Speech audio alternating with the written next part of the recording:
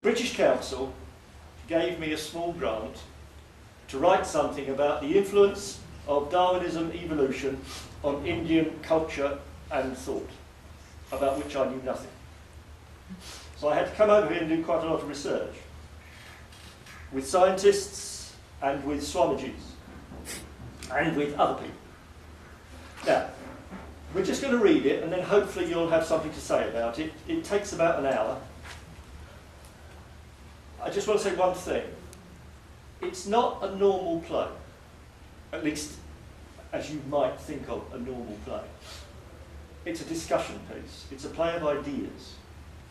It's not intended to play in a theatre to the general public.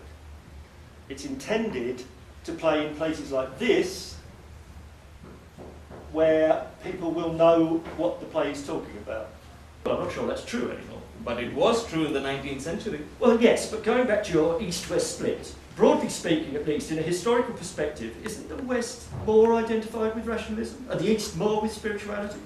India has had a rationalist philosophical tradition for thousands of years. Well, I'm afraid I'd have to admit my ignorance there, but as I said in my lecture, Darwinism has been rationalised, if you like, into an argument for so-called free trade, imperial expansion, international capitalism, northeastern Indian tribal population, you know, the role of northern India in populating the rest of the subcontinent. Ethno-religious tradition as an isolating factor in population. Studied that a bit for my masters. The Aryan invasion of South India thing is genetically a bit suspect these days. Though I believe it is true that the original Northeast Indian tribes had more shared ancestry with Chinese tribes than peninsular Indian ones. Those Chinese, they get everywhere. Certainly in my university. Still, the 21st century belongs to China, they say. And India. My purpose here is to tell you the truth. In the beginning, there was a dark ocean. On this ocean, there was a giant cobra. In the coils of that giant cobra lay Lord Vishnu, asleep. Then from the depths of the ocean came the sound, "Oh." Vishnu awoke. I was never really good enough for mother or grandmother. But you're a scientist at a leading research institute. I wasn't when either of them died. More to the point, I never liked any of the boys that mother approved of, especially the last one that was going to look after me after she'd gone. A cricket-mad dentist from Hyderabad. All this started with reading that comment on a website that in India, Darwin challenges nothing. So, we, or he, the writer, thought, really? So that's why we're here now, talking to you and each other. This bit here, was actually written sitting on a jump seat on the BA 118 from Bangalore to Heathrow. The truth is beyond science. Remember, we're all in on the Kala Chakra.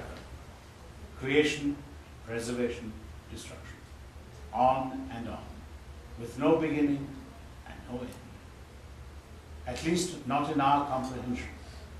Our philosophy can and does accept your concept of the Big Bang. But what about before the Bang? We have talked about this for centuries.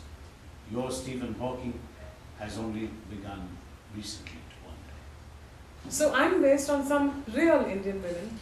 Well, I've been told I am. And I kind of represent the soul of India. Well, at least modern India.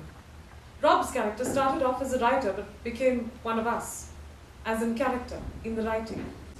Last year in Bombay, there was this program on how to teach evolution. Yeah. And we were talking to the teachers of colleges and schools. So one of the teachers actually asked me that when they teach these theories, the students actually ask, does that mean we should stop believing in gods and things which our parents teach us? And the teacher was in a big dilemma and he was asking me that how can I, like, what should I answer? And then It's shocking that there are people who actually think that chimpanzees became people, humans. It's not shocking. Okay, and that's a no, they didn't become. It's just a common No, it's stock. not shocking. It is shocking because these are biologists, geneticists. Simultaneously true. And if you press, then even if you press, they still say, oh, we can all be right. And so when people say, oh, respect all religions, two religions can sometimes be completely inconsistent. They can't both be true, but somehow you can delude yourself into thinking that they can both be true. And Did you say delude? Yes, I was going to. Delude or accept? delude. Delude. Before the Big Bang, and I think it comes. I almost would want to say that scientists can be even more religious than the average person because they seek for an explanation, and so for things they cannot explain, that's when maybe a higher power comes into play. And we mastered it. It was so good. Yeah, I know. And I had to learn that Indians are very good at having quite a few contradictory ideas in their heads at the same time, which is great. Especially the younger members think quite a lot about beer and sex. I'm sure the staff and senior people don't. Am I wrong? When we're talking about science and things and doing this, all this is a data science.